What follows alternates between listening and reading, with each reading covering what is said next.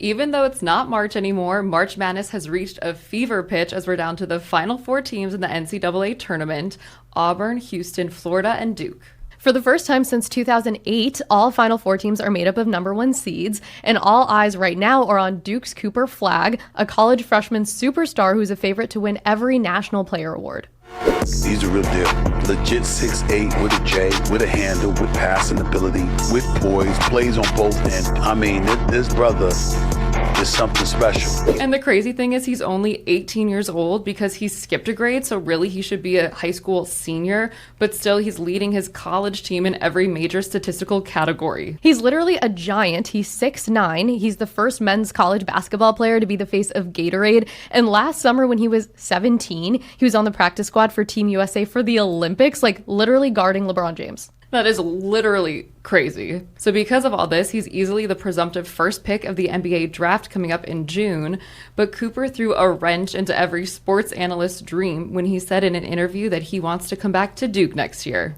Yeah, he told the Times, "I still feel like a kid. This is the only way I've ever known college." So it seems like he just really likes being at Duke. I mean, he's so young, and the pressures of professional sports are a lot to take on. But according to CBS, Cooper returning to school will be the biggest shocker in college basketball and NBA draft history. But this is where it gets interesting because it's not so cut and dry. So prior to 2021, college athletes couldn't make any money through playing. It was actually a foundational tenet of the NCAA that amateurs should not be paid. But a few years ago, the Supreme Court overturned that rule. So instead of college athletes like having to enter the draft to make any money, they can now profit from their name, image, and likeness. Right. So this year, Cooper earned $5 million through sponsorships with, as we mentioned, Gatorade and also New Balance, making him the second highest paid college athlete in the country behind Texas quarterback Arch Manning. Also starting next year, the NCAA is adapting a new revenue sharing model where schools in the Power Five can distribute $20 million directly to student athletes like Cooper. So it really seems like the culture of college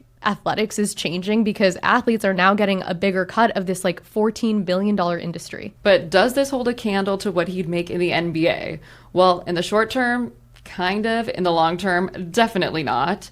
So Cooper's rookie contract would be around $11 million a year without sponsorships, which would, up to quadruple or more what he's making this year. But the real problem with Cooper returning to Duke is that it would delay the start of his second and third contracts, and that's where the true generational wealth comes into play. Yeah, analysts say in Cooper's second contract, he would be making $50 million a year or more if he makes an all-NBA team or is named MVP or Defensive Player of the Year.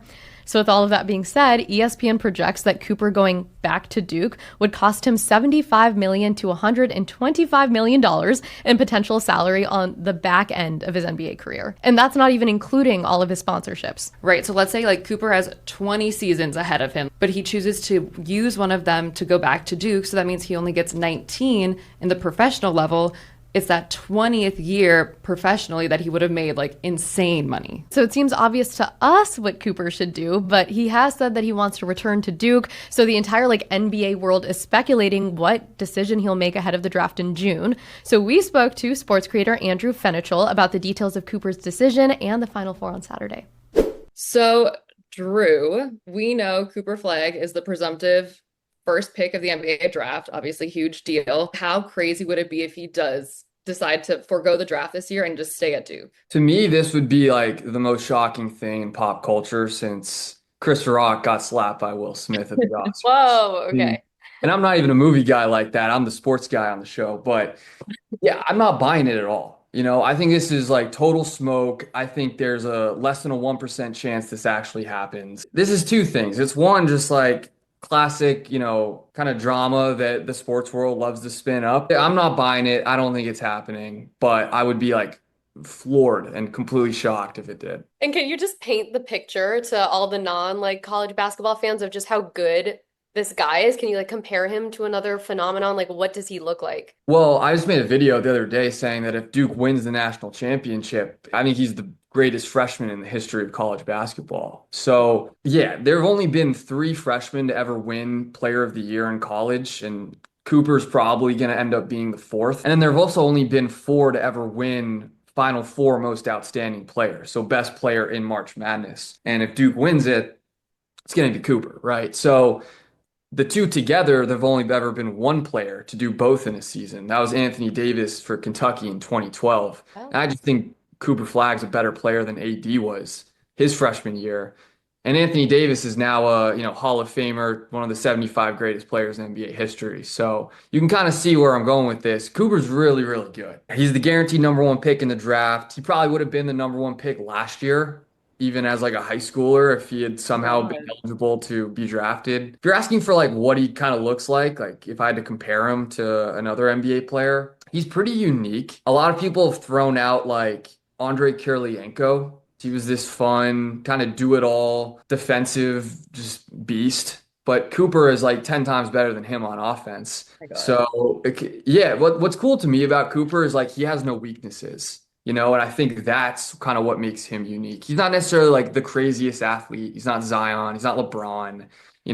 They can't shoot like Steph, obviously. He doesn't have like any one outlier skill. He's just good at everything. And he's clearly like a winner. He comes from a good family. It just seems like everything you want in the face of your franchise. So before we get into the obvious reasons that he should enter the draft, we just wanted to ask, are there any reasons he should stay at Duke? Let's see, play more beer pong on a Tuesday, maybe. I don't know what they do down there in Durham, but no, like seriously though, and I think that would be, if the 1% happens and he does stay, it's because at the end of the day too, you got to remember, I mean, he's 18, right? Grew up in Maine, right? So it's not like he is used to necessarily like the national spotlight to this degree. So yeah, if he just wants to be like a college kid, well, fine. Maybe that is a good enough reason to stay at Duke. Making 75 million a year when you're 26 years old on your second contract is a little more cool. We've been following all the like NCAA rule changes that have kind of happened in like this past year, the past couple of years that allow for college athletes to make more money. Do you think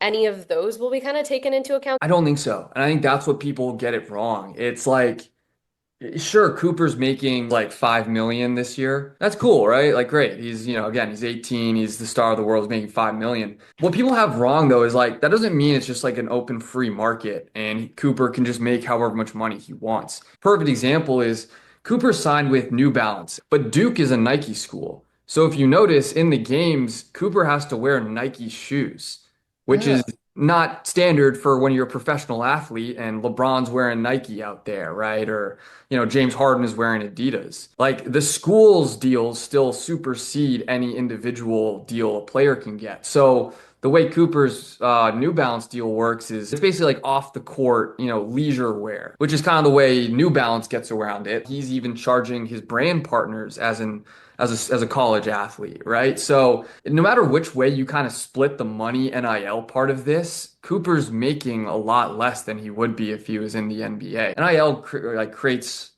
leverage for these guys because it's not all or nothing, right? They can kind of play either side, but if you're a top 5 prospect, there's just no financial incentive to stay in college. Paint the picture of how much Cooper would stand to make if he enters the draft this year. Yeah.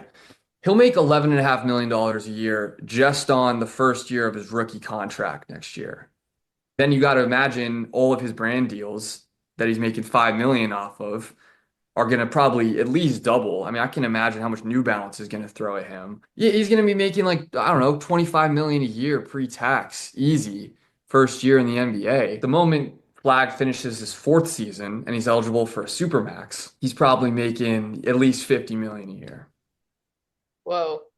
So crazy. That's insane. Like another part of the conversation, like what team would he end up at? Like if he enters the draft next year, is it the Wizards or something and they like suck? Like would it be worth it to wait another year if like opportunities open up if he doesn't want to go to the Wizards? So I'm glad you brought this up. I don't know if you know what jersey that is. That's a Wizards jersey behind me. I'm from DC. If any of my fans are watching this right now, I'm sure the very first thing they thought of is, well, Andrew's biased because he's a Wizards fan. Of course he wants Cooper Flag. First of all, put some respect on our name. We're not that bad of a franchise. We're okay. Also, like, great. He stays another year at Duke and then goes to the Wizards again next year. We're going to continue sucking if we don't get Cooper Flag, Or maybe we're a little better and he goes to the Utah Jazz or the Charlotte Hornets. It's unavoidable. Whether or not he comes out this year or next year, he's going to go to a bad team. We're down to the final 4. Who do you predict to go all the way? Sounds like I'm just riding with Cooper here, but yeah, I think Duke, I think Florida's really good, but this Duke team is just like so perfectly built. You know what I mean? Look, all four number one seeds made the Final Four, so there's no like cakewalk matchup. It's gonna be tough either way, but yeah, I'll roll with Duke.